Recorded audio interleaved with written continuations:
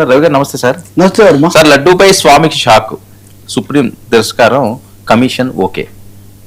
Laddu issue మీద సుబ్రహ్మణ్య స్వామి BJP మాజీ MP ఆయన ఇదివరకు టీటీడీ మీద కేసులు వేశారు. దాని మీద ఆయన సుప్రీంకోర్టులో కేసు వేశారు. ఇది ఒక విధంగా మళ్ళీ కొత్త ట్విస్ట్ అవుతుందేమో చాలా మంది అనుకున్నారు. అంటే ఒక వన్ మ్యాన్ కమిషన్, ఏకసభ్య కమిషన్ దినేష్ కుమార్ అని ఆయనతో మాజీ ఏదైతే ఉందో దీన్ని సవాల్ చేస్తూ సుబ్రహ్మణ్య స్వామి సుప్రీంకోర్టులో కేసు వేశారు. సో చాలా కీలక సమయంలో వేశారు. దానివల్ల ఈ కమిషన్ ఆపటం ఇది జరుగుతుంది అనుకున్నారు, కానీ అది జరగల. సుప్రీంకోర్టు ఈయన పిటిషన్ను తోసిపుచ్చింది.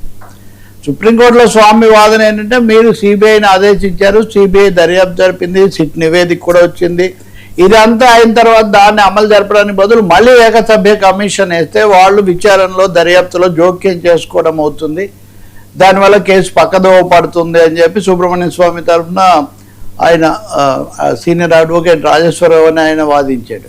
అలాగే ఇటువైపును చూస్తేనేమో ముకుల్ రోహ్తగి, సిద్ధార్థ లూత్రా చాలా బలమైన వాళ్ళు ప్రభుత్వం తరఫున, చంద్రబాబు నాయుడు తరఫున వాదించారు. ప్లస్ సోలిసిటర్ జనరల్ అయిన తుషార్ మెహతా ఉన్నదే ఉన్నారు. సో దాంతో చాలా కీలకంగా జరిగింది. స్వయంగా ప్రధాన న్యాయమూర్తి సిజేఐ జస్టిస్ సూర్యకాంత్ దీన్ని విచారించినప్పుడు నిజంగా కీలకమైన ప్రశ్న. అంటే ఇప్పటికే ఒక విచారణ జరిపినప్పుడు ఇంకోటి ఎందుకు అని నేను మొదట్లో కూడా మీకు రెండు చూపించాను. దీన్ని ఇవ్వడంలో ప్రభుత్వం చాకచక్యంగా వ్యవహరించింది. వాళ్ళు కొంత సమయం తీసుకొని దీన్ని అడ్మినిస్ట్రేటివ్ ల్యాప్సెస్ ఇవన్నీ ఏమున్నాయో చూడడం కోసం మేము చేస్తున్నాము అని చెప్పింది. కాబట్టి ఇప్పుడు సిట్ నివేదికలో తేల్చిన విషయాలు అమలు చేయడానికి దీనికి ఫాలో అప్కు ఎవరో ఒకరు కావాలి కదా, దానికోసం కమిషన్ వేస్తే మీకు అభ్యంతరం ఏంటి అని సుప్రీంకోర్టు ప్రశ్నించింది. కాదు, ఈ లడ్డూ విషయంలో అనవసరంగా మాట్లాడొద్దు, ఈ కొవ్వు ఇలాంటివన్నీ తేవద్దు అని చెప్పి మీరు ఇదివరకు ముఖ్యమంత్రిని మందలించారు, అయినా కానీ ఇవన్నీ ఇలాగే జరుగుతున్నాయి, దాని మీద బయట రాజకీయ రచ్చ కొనసాగుతూనే ఉంది, ఇది ఏమాత్రం క్షేమదాయకం కాదు, కాబట్టి దీనివల్ల మొత్తం పక్కదో పట్టిపోతుంది, అంత ఇంటర్ఫీరెన్స్ అవుతుందని వీళ్ళు అన్నారు. అంటే మాకైతే ఇందులో ఏం తప్పు కనిపించట్లేదు, ఎందుకంటే అక్కడ జరిగిన వాటిని తేల్చాల్సిన అవసరం ఉంది. ఇంకొకటేమో ముకుల్ రోహతగి కానీ ఈయన సిద్ధార్థ లూత్రా కానీ చెప్పింది ఏంటంటే, చాలా విషయాలు తేలాల్సి ఉంది, ఇప్పుడు దాని పరిధిలోకి రానివి కూడా ఉన్నాయి. రెండవది ఒక రూల్ కూడా ఉంది, సిబిఐ ఎప్పుడు విచారణ చేసినా అందులో అడ్మినిస్ట్రేటివ్ పార్ట్ అన్నది తప్పకుండా ప్రభుత్వాలు చూడాల్సిందే. ఇక్కడ అడ్మినిస్ట్రేటివ్ పార్ట్ చూడడానికి కమిషన్ ఉండడం మంచిది, దీన్ని మేము నిబంధనల ప్రకారమే వేసామని ప్రభుత్వం తరఫున చెప్పిన తర్వాత కోర్టు మాకేం దీన్ని పరిగణనలోకి తీసుకోవాల్సిన అవసరం కనిపించట్లేదు, మేము దీన్ని తోసేస్తున్నాము, దీన్ని తిరస్కరిస్తున్నాము అంటే అవుట్ రైట్గా దీన్ని తిరస్కరించారు. నిజం చెప్పాలంటే రాజకీయ వర్గాల్లో గత 2 రోజుల నుంచి దీని మీద కొంచెం, నిన్న మరీ ముఖ్యంగా బాగా ఉత్కంఠ ఉండేది. గతంలో అనేక సార్లు కోర్టు జోక్యం చేసుకొని కొంత అటు ఇటు బ్రేక్లు వేసిన విధంగా ఈ కమిషన్ కూడా బ్రేక్ వేస్తుందేమో అన్న పద్ధతిలో అనుకున్నారు, కానీ అలా కాకుండా దాన్ని అనుమతించారు. కాబట్టి ఇప్పుడు అది వెంటనే రంగంలోకి దిగి చేయడానికి అవకాశం ఉంటుంది.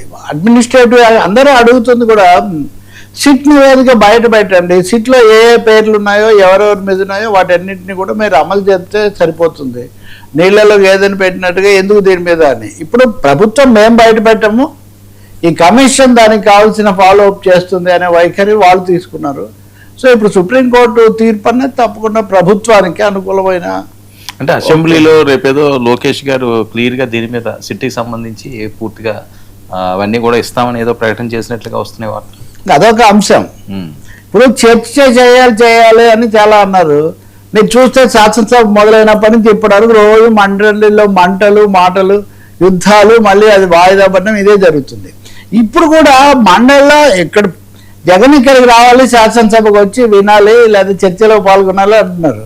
మండలిలో ఉన్నారు, మేము మాట్లాడమన్నారు అని వాళ్ళు లేవదీస్తుంటేనేమో అక్కడ కాదన్నారు. సో దీని భావం మేము తిరుమల వేశారు, మళ్ళీ ఇక్కడ బోలెడు రాజకీయం ఇక్కడ దాగున్నటువంటి పరిస్థితి. దీన్ని మనం రోజు చర్చిస్తున్నాము.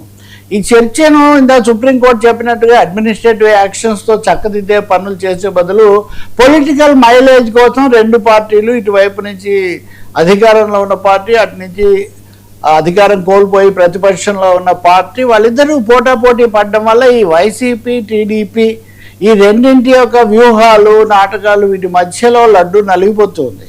ఇప్పుడు మొన్న ఏమన్నారు, సభలో చర్చ తీసుకోవాలి, ఇందాపూర్ అనే వాళ్ళతో హెరిటేజ్కి సంబంధం ఉంది కాబట్టి వాళ్ళ కోసమే మీరు ఇదంతా చేశారు, డబుల్ రేటుకు బయట మార్కెట్ కంటే ఎక్కువకి ఇచ్చారు, అప్పుడు 300కి ఇస్తుంటే ఇప్పుడు 600 పైన ఇచ్చారు, కాబట్టి దీన్ని చర్చించాలని. అంటే ప్రధాన